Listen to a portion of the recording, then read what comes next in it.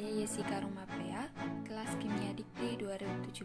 Pada saat ini saya akan membahas materi mengenai laju reaksi. Adapun topik yang akan dibahas pada materi laju reaksi adalah konsep laju reaksi, persamaan laju reaksi, orde reaksi, faktor yang mempengaruhi laju reaksi, dan teori tumbukan. Yang pertama, konsep laju reaksi. Apa itu laju reaksi? Bandingkan, manakah yang lebih cepat bereaksi, kembang api atau proses perkaratan besi? Nah, dari ilustrasi tersebut dapat dilihat bahwa proses peledakan kembang api lebih cepat dibandingkan proses perkaratan besi. Jadi, dapat diartikan secara sederhana, laju reaksi adalah cepat atau lambatnya suatu reaksi berlangsung. Nah, bila kita lihat dalam proses penggilingan padi menjadi beras, kecepatan padi ditentukan seberapa banyak jumlah padi yang habis atau jumlah beras yang dihasilkan setiap persatuan waktunya. Padi berkurang dan pada waktu yang sama, hasil padi atau beras bertambah seiring dengan bertambahnya kecepatan penggilingan. Sama halnya dengan penggilingan padi, zat A menghasilkan zat B, di mana A sebagai reaktan atau padi, B sebagai produk atau beras. Konsentrasi zat A berkurang dan pada waktu yang sama, konsentrasi hasil reaksi zat B bertambah seiring dengan bertambahnya laju reaksi. Seperti pada video berikut.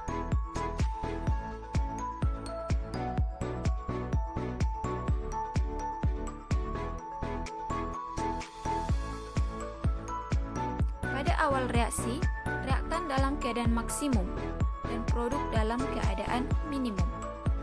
Nah, setelah bereaksi, produk akan semakin banyak terbentuk dan reaktan akan semakin berkurang.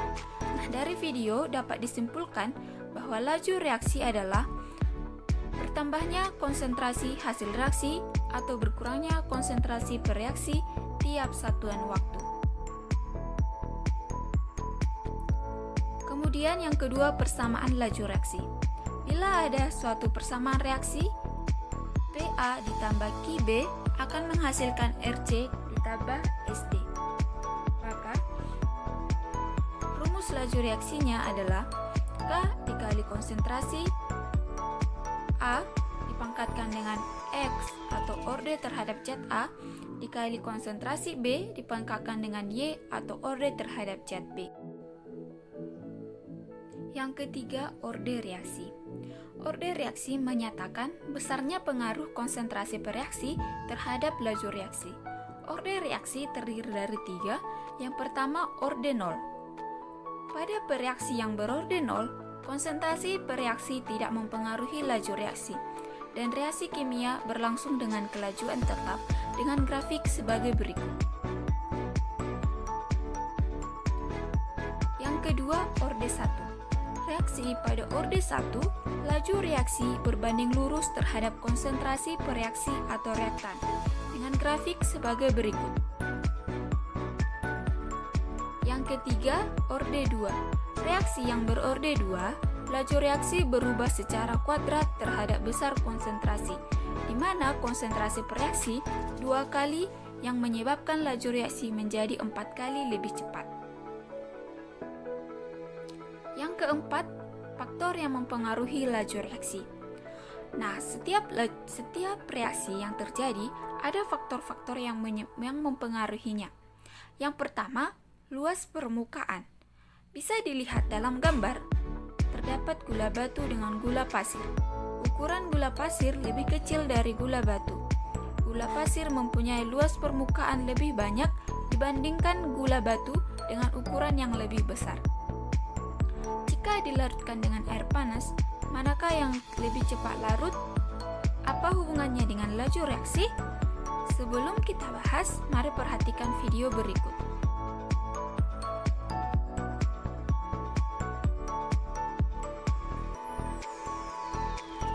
Di dalam video, terdapat 2 tabung. Masing-masing diisi dengan air. Tabung 1 diisi dengan tablet vitamin C. Tabung 2 diisi dengan serbuk vitamin C. Kemudian dilihat manakah yang lebih cepat larut.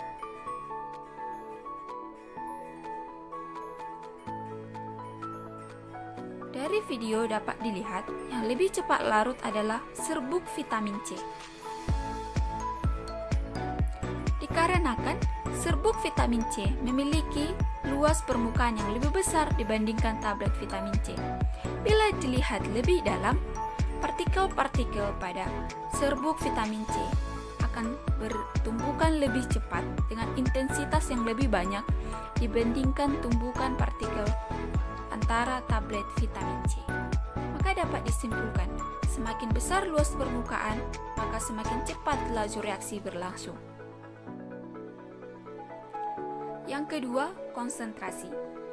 Untuk mengetahui faktor konsentrasi, perhatikan video berikut.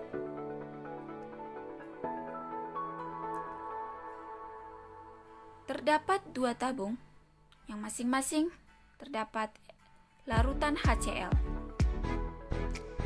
Dimasukkan MgCl. Larutan yang pertama HCl 2 molar, sedangkan larutan yang kedua HCl 0,1 molar.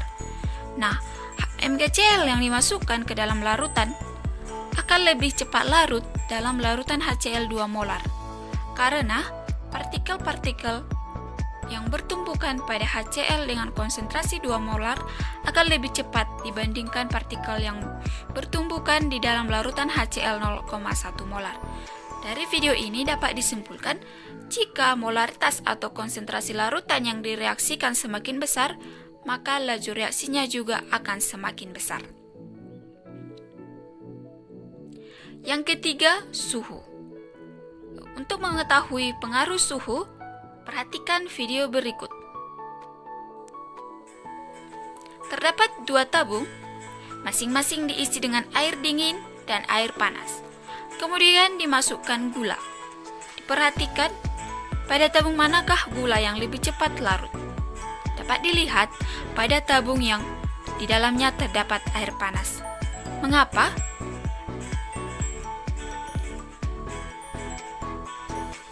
Dikarenakan partikel-partikel tumbukan gula di dalam suhu yang lebih tinggi atau di dalam air panas lebih cepat dibandingkan tumbukan-tumbukan partikel gula pada air dingin atau pada suhu kamar.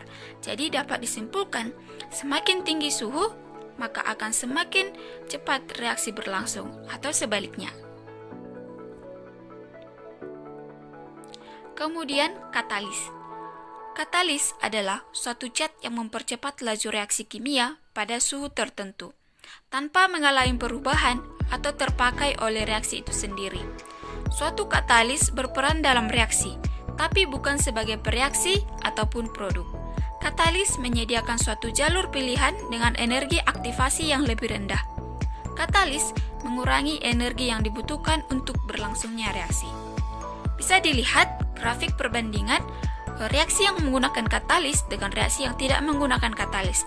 Dapat dilihat, reaksi yang menggunakan katalis akan lebih cepat dibandingkan dengan reaksi yang tidak menggunakan katalis karena energi aktivasi yang dimilikinya akan minimum, sehingga produk atau hasil reaktan lebih cepat dihasilkan.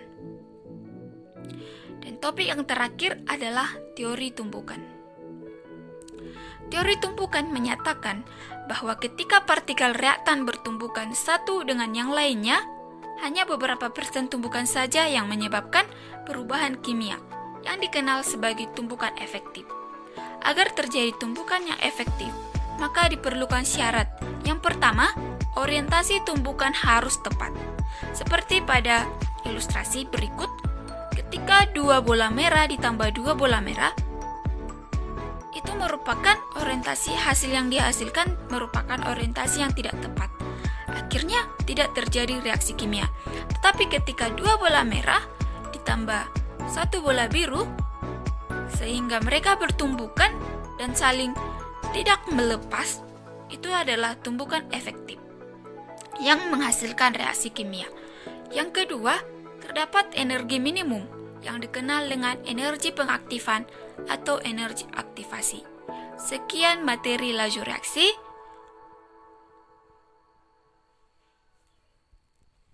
Kemudian di sini ada contoh soal yang bisa diperhatikan sendiri. Contoh soal terdapat data eksperimen yang dimana si NO dan BR2.